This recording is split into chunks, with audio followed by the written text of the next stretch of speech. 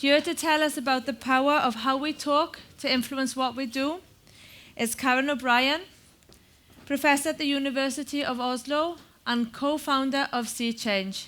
Please welcome Karen to the stage.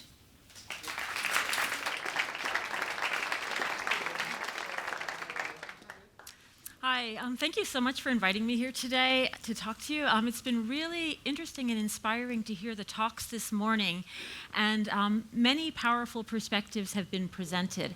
And what I want to talk to you about now is the power of perspectives. What we heard in the last talk is that love needs action, and we really have to invest in action, but what kind of action do we actually need? I am a professor at the University of Oslo in human geography, and I teach a course every spring called Environment and Society. And it's quite a challenging course for the students because it's, at this point where we are right now, it's a little bit depressing, overwhelming. You know, you get a lot of information about the challenges of climate change and biodiversity loss and ocean acidification, et cetera, et cetera. But what is the challenge? Is it to reduce greenhouse gas emissions? Certainly. Is it to meet the 17 Sustainable Development Goals and Agenda 2030? Certainly. Is it to stay within the 9 planetary boundaries to create a safe and just operating space for humanity? Certainly it is. But I think the real challenge is for us to shift our perspective on both the problem and the solution. And to do this, I actually had to spend 6 years writing a textbook with a colleague in the US, Robin Lyshenko, where we really try to shift the way we see climate change from being an environmental problem that is out there, that can be left in a little box and just fixed, to a social problem and a human problem that really is much broader and deeper than it has currently been framed. We don't see it just as an energy problem. It's really a relationship problem. It comes down to how we see the relationships between ourselves and each other, between our relationship with other species, and not the least, our relationship with the future and future generations. Now, the Intergovernmental Panel on Climate Change has made it very clear that we have different scenarios for the future. Working on the IPCC synthesis report in the 5th assessment, we made a clear standing that with substantial mitigation, we're going to get to a world that is 1.5 to 2 degrees warmer, and that is not an ideal world for any. There's going to be losses, there's going to be damages, species will not make it, some communities will not make it, but the alternative without additional mitigation is a world that is 4 degrees warmer or more, especially in northern latitudes. And that is a world where we actually don't have a science for adaptation. So the statement that I think is really important to take home, and which we said with very high confidence, is that without additional mitigation efforts beyond those in place today, and this was 2014, and even with adaptation, warming by the end of the 21st century will lead to high to very high risk of severe, widespread, and irreversible impacts globally. And that's really sobering, because when we also see, you know, the 1.5 report that came out in 2018 really showed us that there's an enormous difference between 1.5 degrees and 2 degrees, or 3 degrees and 4 degrees. There's an enormous difference between 30 centimeters of sea level rise, which is the best case right now, and 1 meter or 2 meters. So what they also pointed out is that these transitions can be enabled by an increase in adaptation and mitigation investments. And I'm not just talking about investing money. I'm talking about investing our attention, investing our energy, and in changing our story about the investments that we're making. We've seen this figure before, and this is really, like, I think one of the most astounding figures, because this is really the rate that we have to bend those curves on greenhouse gas emissions in the next 12 years or so. And we heard in Professor Smeal's talk just how challenging that is with business as usual as we're going. So we really are in the decade that matters, and we actually have to think about how to do this. Well, the research question that guides me these days is not whether we can transform to a sustainable world, but how do we transform at the scope, the scale, the speed, and the depth that is called for by global change research? if we actually take the science seriously, what would we do differently? How would we act? How would we be? And to answer this question, I actually no longer just go reading IPCC reports and UN reports and things. I actually look at the literature on change, because when you study climate change, more than half of it really is about change. And so I look at the business literature, I look at the personal transformation literature, I look at the social science literature, because that's what we study, is change. And one of the books that fell off the shelf for me and really made an impact was The Practice of Adaptive Leadership, on tools and tactics for changing your organization and the world. So I picked it up, I was like, yes. And they make a really important distinction in this book between technical problems, which are those that can be identified and solved by applying or improving established knowledge, know-how, and expertise. And technical problems are really good for increasing the energy efficiency of airplanes, for example, which we heard about, going down by 70%. And these are things for creating better solar panels or better batteries or getting more bicycles on the road. Many of these are just technical, but many problems are actually adaptive problems. They're about our mindsets. They draw attention to the individual and collective beliefs, values, worldviews, and paradigms that we have and that actually influence the way that we frame the problem and the solutions. So when I look at climate change, it is not a technical problem. It is not something that will just need new investments in technologies. It's an adaptive challenge that actually calls for new ways of thinking about the way that we see the world. The authors, Heifetz and his colleagues at Harvard, when they wrote The Adaptive Challenge, they said that addressing an adaptive challenge as if it were only a technical problem will lead to failure. These are the deck chairs on the Titanic, and right now it just seems that we're shuffling them around, we're just painting some of them green, patting ourselves on the back, but we're not necessarily changing the direction and avoiding that crash that seems to be forthcoming. So how do we actually start to address an adaptive challenge? And the first thing is just recognizing that it's more than a technical problem. And the work that I do really looks at three dimensions or three spheres of transformation. And transformation can be defined as qualitative or quantitative changes in form, structure, or meaning making. And I think we really need to look at the practical, the political, and the personal dimensions together if we're going to actually realize changes for sustainability. Now, you can see that right in the bullseye is the practical sphere. And the practical sphere is those, technical and behavioral changes. It's what we can count and measure, where a lot of our attention is focused on. The 169 Sustainable Development Goals are really like outcomes that are very practical. And we tend to put most of our energy on realizing them, and most of our investments are focused on how do we actually realize these measurable outcomes for sustainability. But as we heard in the first talk today, we are deluding ourselves thinking that we're going to be changing everything just by changing that practical sphere, because no matter what, as we get more energy efficient, the price goes down and we start flying to Mallorca or Cyprus or whatever, and we're not necessarily doing what we actually can do. And that's because we tend to forget that there's also the political sphere. And by political, I don't mean just political parties, but I mean how do we organize ourselves as a society?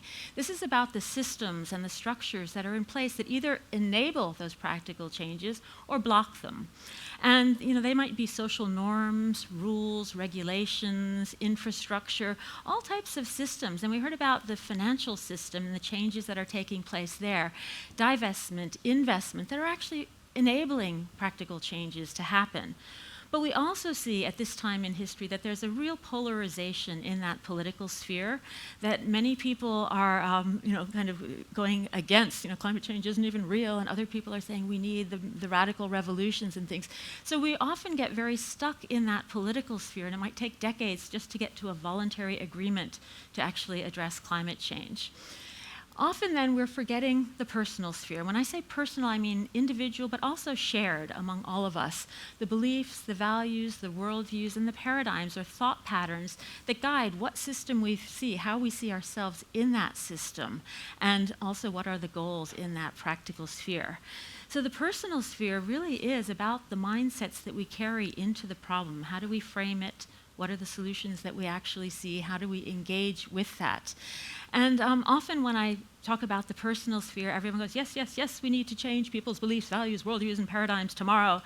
But nobody likes to be changed. If you want to change people, you're putting them into that practical sphere and you're making them objects to be changed instead of the subjects of change themselves.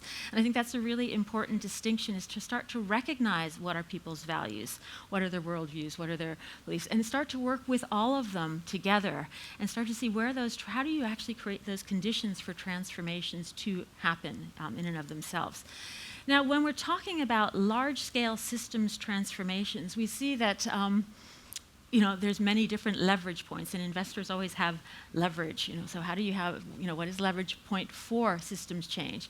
Donella Meadows wrote a fantastic paper a number of years ago, kind of outlining these leverage points. And if you notice, the lowest leverage point is the constant parameters and numbers and the size of buffers relative to flows, things that don't change easily. And we heard about that inertia in the system, but also about all our efforts to try to tweak the system.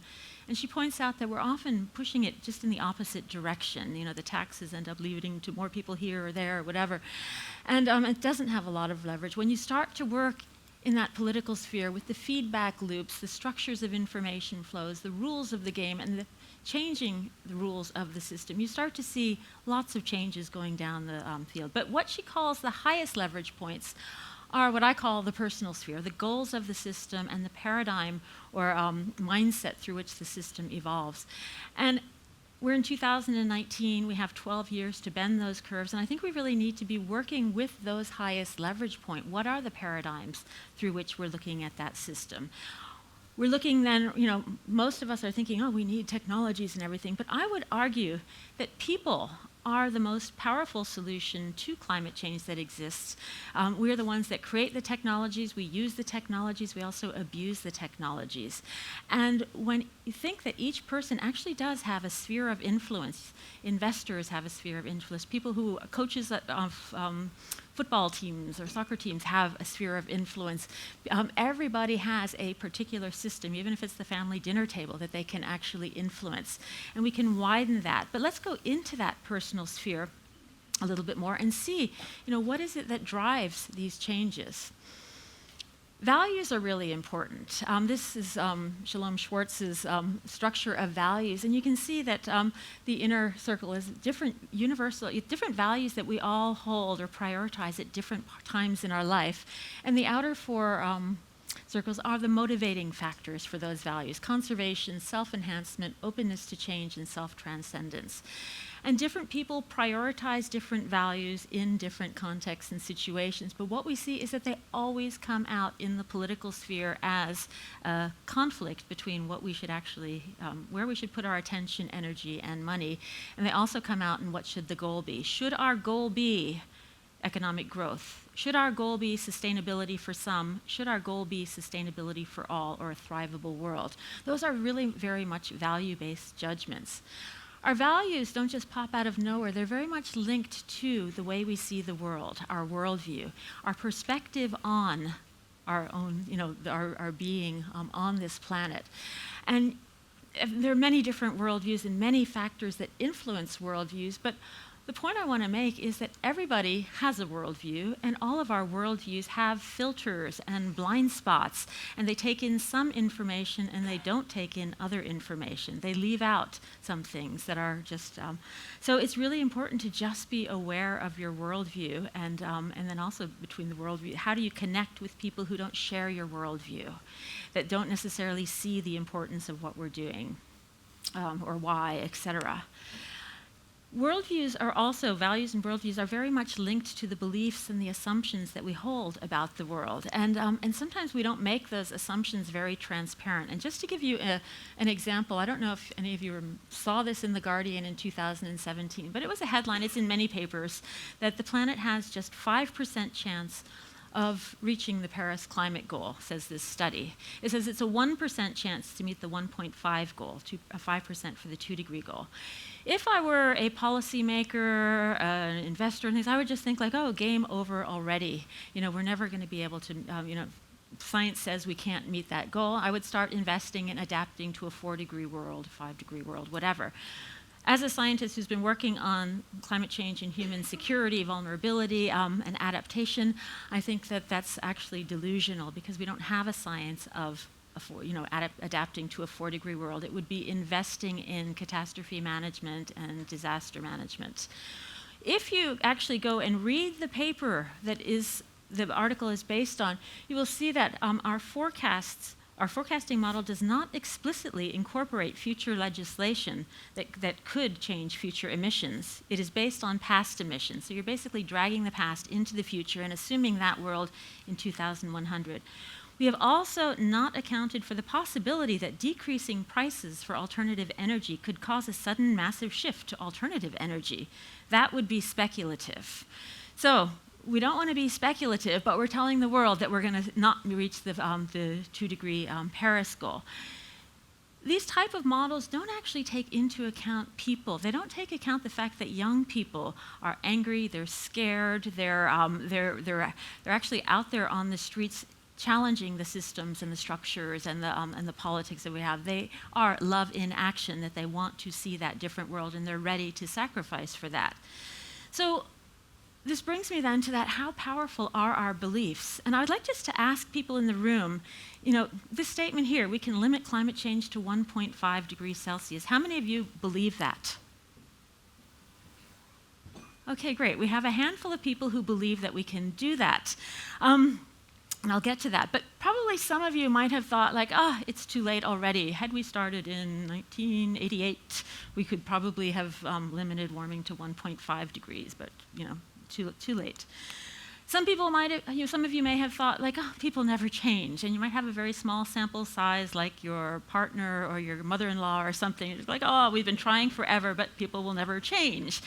And so that's a very common story. It's like, we're programmed for extinction. Some of you might just think about, investments in fossil fuels are just too profitable. The same banks that are giving money to the Sustainable Development Goals are also investing heavily in fossil fuels, and there's just a reality there's like, we'd never limit it. Some people might just go, it's just natural variability anyway, it's not even climate change, so don't even worry. Other people are really talking about adaptation as the solution, probably combined with geoengineering. We don't need to adapt, we don't need to, because we can adapt to anything. We're human, we've always adapted to these types of changes.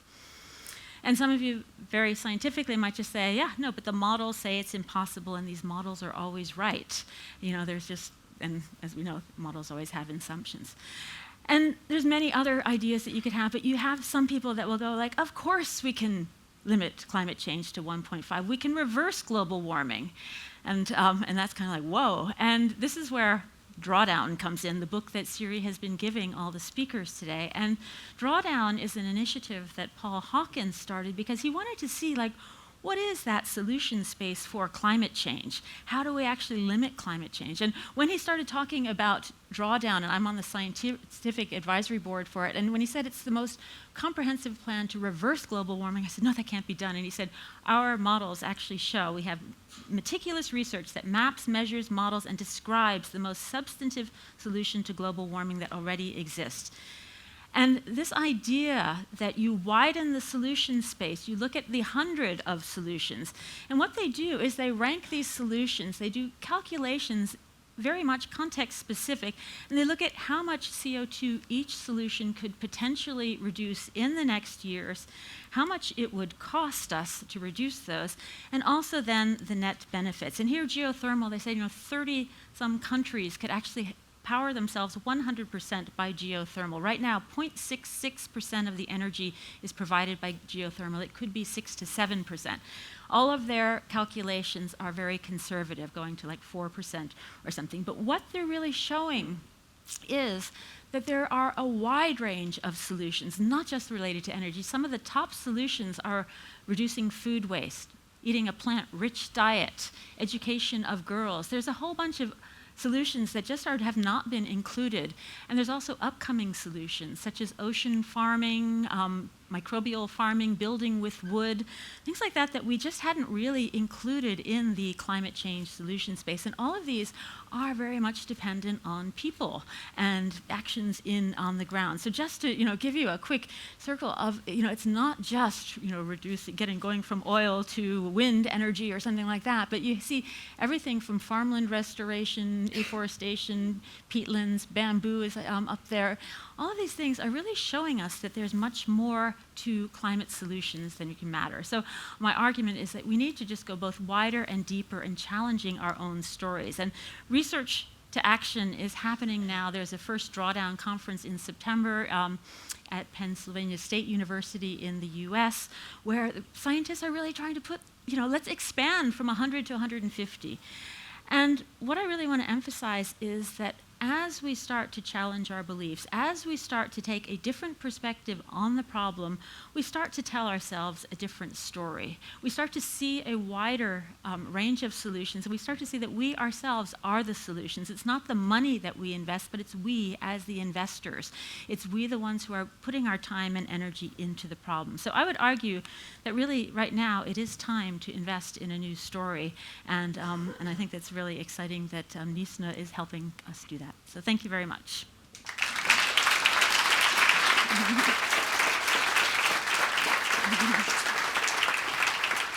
Karen, thank you so much for a really insightful talk into the way our minds and motivation work. Very fascinating. And I'm really sorry that we don't have time for questions now, but Karen will be staying for the party, so please approach her and ask any question you like. Thank you for coming, Karen. Thank you.